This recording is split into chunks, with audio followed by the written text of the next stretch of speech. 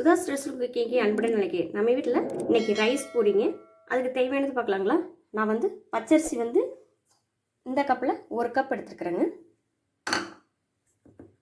அரிசி வந்து 3 மணி நேரம் ஊற வச்சுருக்குறேங்க. இப்போ நல்லா கழுவிட்டு தண்ணி வடிகட்டி வச்சுருக்குறேங்க.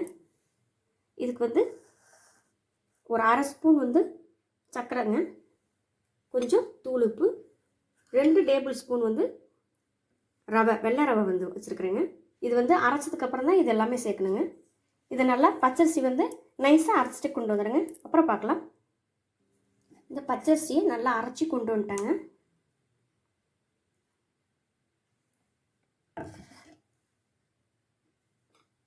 இப்போ இந்த 2 ஸ்பூன் வந்து வெள்ளை ரவையை சேர்த்துக்கலாங்க.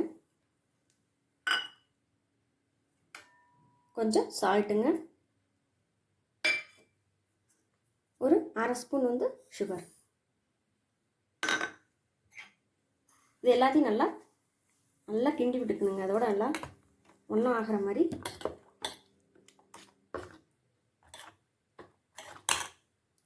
கட்டி இல்லாமல் நல்லா கிண்டி விட்டுக்கணுங்க.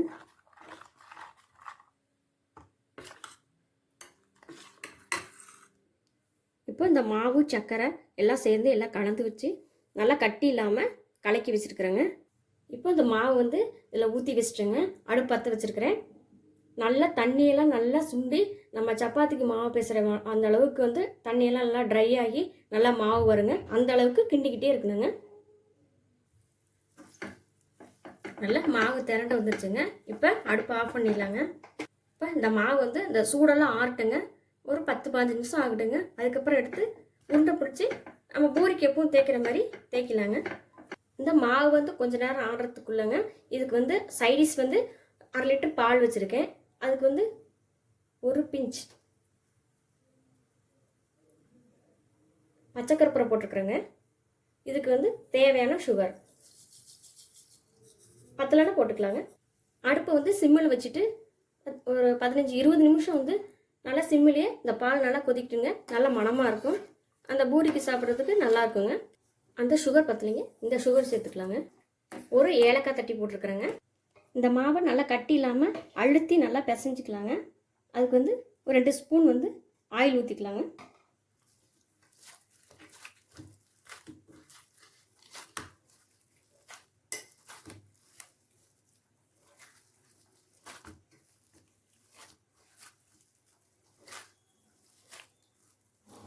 அழுத்தி பிசைஞ்சுக்கிட்டா அந்த சின்ன சின்ன கட்டியாக இருக்கிறதெல்லாம்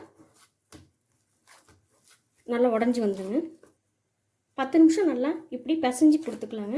இப்படி கையில் அழுத்தம் கொடுத்து நல்லா பிசைஞ்சிக்கலாங்க. இந்த மாதிரி நல்லா உருண்டை பிடிச்சிக்கணுங்க. நம்ம எப்போதும் போல் பூரிக்கு தேய்க்கிற மாதிரி தேய்ச்சி எண்ணெயில் போட்டு எடுக்கலாங்க. இப்போது இந்த மாவு வந்து நல்லா தேய்ச்சி எடுத்துக்கலாங்க.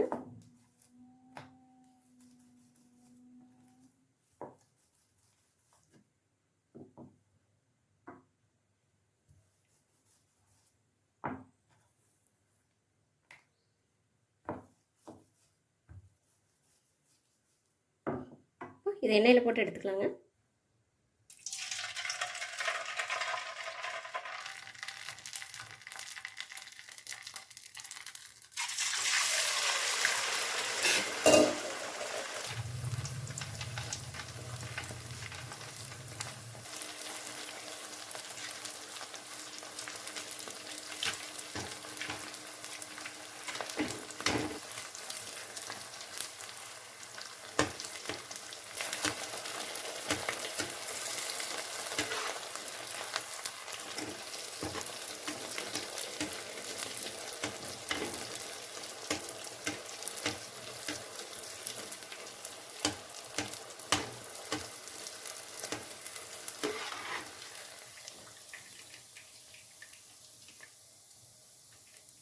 மாவு பிசையும் போது இந்த சுகர் சத்துனால தான் இந்த மெரூன் கலர் வருதுங்க. பார்க்கவே நல்லா இருக்குதுங்க.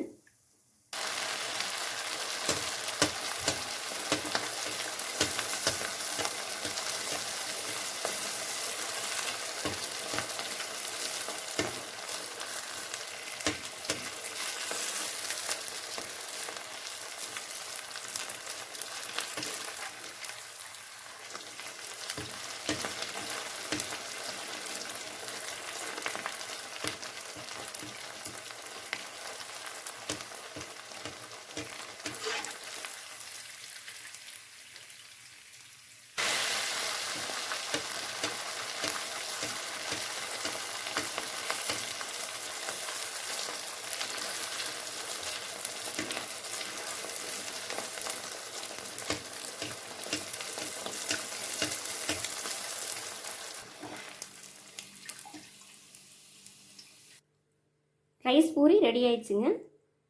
இதுக்கு சைடிஷ் வந்து 2 வந்து ரெடி பண்ணியிருக்கிறேங்க. ஒன்று வந்து கெட்டியான தேங்காய் பால், இன்னொன்று வந்து சுண்டை காய்ச்சின பால்.